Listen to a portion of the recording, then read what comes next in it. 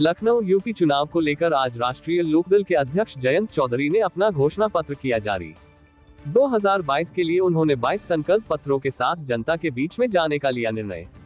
Voice of आवाज news Uttar Pradesh. भाई जी, इसके पहले तृणमूल कांग्रेस में प्रदेश महासचिव था और कल ही मैंने पार्टी ज्वाइन किया है राष्ट्रीय लोकदल। और जो भी मुझे जिम्मेदारी मिलेगी, पद और का अलग की बात है। देखिए, काम करने के लिए जिम्मेदारी अगर मिल जाती है तो पद कोई महत्व नहीं रखता है। और जो भी हमें जिम्मेदारी मिलेगी उससे पूरे मैं अपने जोश खरोश के साथ और पूरे अपने दम से उसको निभाएंगे। आज आपको प्रवक्ता बनाया गया है, राय प्रदेश प्रवक्ता बनाया गया है, किस तरह से आप देखना पसंद? देखिए, राष्ट्रीय लोकदल ही एक ऐसा है जो लोकतंत्र में विश्वास करती है, संविधान की रक्षा करने की क्षमता रखती है और हर मोर्चे पर गरीब, शोषित और जो भी पिछड़े दलित लोग हैं उनके लिए लड़ती है।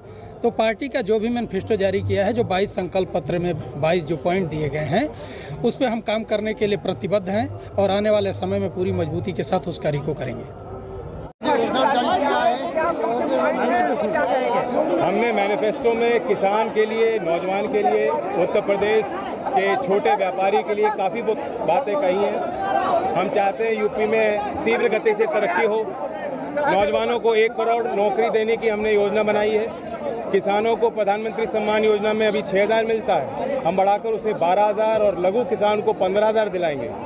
और जो कानून व्यवस्था में कैसे सुधार होगा, पुलिस का मनोबल आप कैसे बढ़ा सकते हो।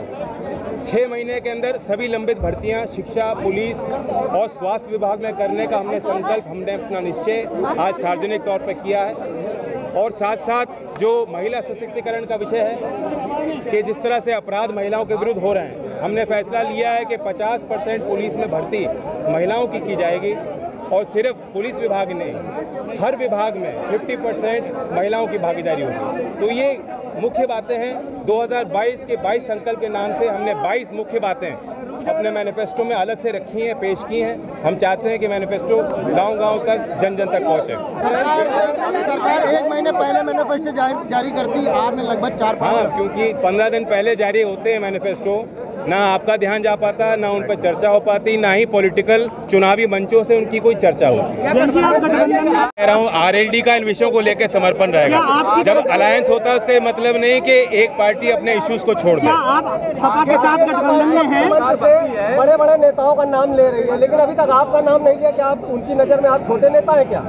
मैं नहीं कह सकता, मुझे कोई फर्क नहीं पड़ता मेरा नाम लेना है, लेकिन सवाल ये है कि हो सकता है उनको लगता है कि औरों पे कटाक्ष करके उनकी वोट बढ़ती हो और मुझ पे कटाक्ष करके उनकी वोट घटती हो। जयंत जी, अखिलेश जी कई बार कह चुके हैं कि आरएलडी के साथ हमारा गठबंधन है जी। क्या आपकी नज़र में सपा के साथ आपका गठबंधन है? मैं तो खुल के कह चुका हूँ कि हमारा गठबंधन पिछले चुनाव में ही था। नहीं, इस बार है, हमारी चल रही बात। देखिए, सीट शेयरिंग पे बातचीत चल रही है और वर्कआउट करने में इन बातों को वक्त भी लगता है। इसमें कोई जल्दबाजी नहीं। कांग्रेस से कोई बात चल रही है जारी करने से सभी पार्टियों पे ये प्रेशर बनेगा कि वो अपने मुद्दों को सार्वजनिक करें। कितने फीसद महिलाओं को टिकट देंगे? इससे अलायंस पे कोई फर्क नहीं पड़ेगा। अलायंस की सरकार, देखिए, जब अलायंस घोषित होगा, ये हमारी जिम्मेदारी है ना। हम अपनी जिम्मेदारी अपने कार्यकर्ताओं, अपनी जनता के आगे ले रहे हैं। जो सरकार में मुख्यमंत्री होगा, जब साझा कार्यक्रम होगा, सरकार चलेगी, साझे कार्यक्रम के तहत चलेगी। लेकिन अगर हम लोकदल आज मैनिफेस्टो ही ना जारी करें तो जनता को क्या पता लगेगा लोकदल के क्या मुद्दे? मतलब जो महिलाओं को हम सरकार में सिर्फ सरकार बनाने के लिए शामिल नहीं होते। आप ये सारी बातें डलवाएंगे, आप ये कह रहे हैं? यही हमारी कोशिश रहेगी, डलवाएंगे बिल्कुल।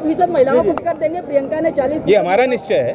जयंत जी, प्रियंका जी ने 40% महिलाओं को टिकट देने का वादा किया है। आप कितने फीसद महिलाओं को टिकट देंगे? कितने प्रतिशत महिलाओं को? जो चुनाव जीत पाएगा, महिला हो, युवा हो, बुजुर्ग हो, हमारे यहाँ कोई नकली पैमाने नहीं है। नहीं, प्रियंका जी कह रहे 40। हमने मैनिफेस्टो में किसान के लिए, नौजवान के लिए, उत्तर प्रदेश के छोटे व्यापारी के लिए काफ़ी बातें कही हैं। हम चाहते हैं यूपी में तीव्र गति से तरक्की हो, नौजवानों को 1 करोड़ नौकरी देने की हमने योजना बनाई है। किसानों को प्रधानमंत्री सम्मान योजना में अभी 6,000 मिलता है, हम बढ़ाकर उसे 12,000 और लघु किसान को 15,000 दिलाएंगे। और जो कानून व्यवस्था में कैसे सुधार होगा, पुलिस का मनोबल आप कैसे बढ़ा सकते हो। 6 महीने के अंदर सभी लंबित भर्तियां शिक्षा, पुलिस और स्वास्थ्य विभाग में करने का हमने संकल्प, हमने अपना निश्चय आज सार्वजनिक तौर पर किया है। और साथ साथ जो महिला सशक्तिकरण का विषय है कि जिस तरह से अपराध महिलाओं के विरुद्ध हो रहे हैं, हमने फैसला लिया है कि 50% पुलिस में भर्ती महिलाओं की जाएगी और सिर्फ पुलिस विभाग नहीं, हर विभाग में 50% महिलाओं की भागीदारी होगी। तो ये मुख्य बातें हैं। 2022 के 22 संकल्प के नाम से हमने 22 मुख्य बातें अपने मैनिफेस्टो में अलग से रखी हैं, पेश की हैं। हम चाहते हैं कि मैनिफेस्टो गांव-गांव तक, जन-जन तक पहुंचे।